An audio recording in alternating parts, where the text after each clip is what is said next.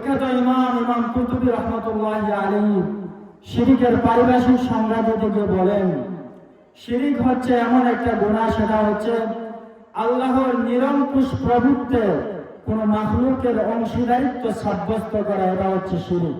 সমস্ত পয়গম্বর আলাইহিস সালাতু ওয়াস সালামের মিশন একটাই ছিল, তাওহীদের দাওয়াত। সমস্ত নবী আকরাম সাল্লাল্লাহু আলাইহি ওয়াসাল্লাম সারাটা জীবনভর যে দাওয়াত দিয়ে গেছেন সেটা হচ্ছে একত্ববাদের দাওয়াত। এক আল্লাহ ছাড়া আর কোনো মাহবুদ নাই, ইবাদতের হকদার, ইবাদতের একমাত্র উপযোগ্য সত্তা তিনি হলেন আল্লাহ পাক রব্বুল আলামিন। শিরকের ভয়াবহতা কি? কোন মানুষ যদি শিরিক করে তাহলে আল্লাহ পাক রব্বুল আলামিনের বিশাল যে নিয়ামত আমাদের জন্য পরকালীন, সেই নিয়ামতের নাম হচ্ছে জান্নাত। এই জান্নাতকে আল্লাহ পাক রব্বুল আলামিন আমাদের উপর চিরতরে হারাম করে দিবেন এবং জাহান্নামকে আমাদের উপর ওয়াজিব করে দিবেন।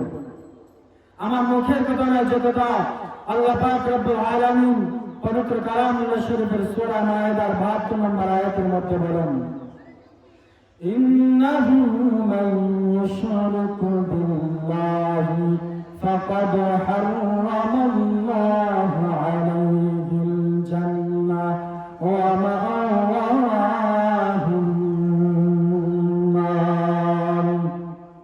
আল্লাহ পাক রব্বুল আলামিন সূরা মায়েদার 72 নম্বর আয়াতের মধ্যে বলেন, ইন্নাহু মান ইউশরিক বিল্লাহ, হে বিশ্ববাসী মানুষের দল, তোমরা ভালোভাবে বুঝে নাও, জেনে নাও, ইন্নাহু মান ইউশরিক বিল্লাহ, তোমাদের কেউ যদি আমি আল্লাহর সাথে কাউকে শরীক করে ফাকাদ হারামাল্লাহু আলাইহিল জান্নাহ, আমি আল্লাহ পাক রব্বুল আলামিন তার উপর জান্নাতকে চিরতরে হারাম করে দেব।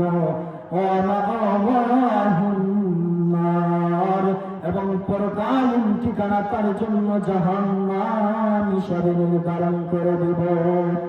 এজন্য কোন মানুষ যদি শিরকের গুনাহের মধ্যে লিপ্ত হয় তাহলে তার উপর আল্লাহ তাআলার চিরতরে পরকালীন সবচেয়ে বড় যিনি আমার জান্নাতটা তার উপর হারাম হয়ে যায় এবং তার উপর জাহান্নাম ওয়াজিব হয়ে যায়। হাদিসের বিখ্যাত গ্রন্থ সহিহ মুসলিম 87 নম্বর বর্ণনা। এই হাদিসের মধ্যে আল্লাহ রাসূল সাল্লাল্লাহু আলাইহি ওয়াসাল্লাম বলেন, আলা উনাব্বিউকুম বিআকবারিল কাবাইর। নবী আলাইহিস সালাতু ওয়াস সালাম একদা সাহাবায়ে কেরাম রাদিয়াল্লাহু তাআলা আজমাইনদেরকে নিয়ে বসা। আমাদের রাসূল নবী আলাইহিস সালাতু ওয়াস সালাম সাহাবায়ে কেরামদেরকে লক্ষ্য করে বলেন, আলা উনাব্বিউকুম বিআকবারিল কাবাইর, হে আমার সাহাবায়ে কেরামের দল, তোমাদের কি সবচেয়ে যে বড় কবিরা গুনাহ সেটা সম্পর্কে অবগত করবা।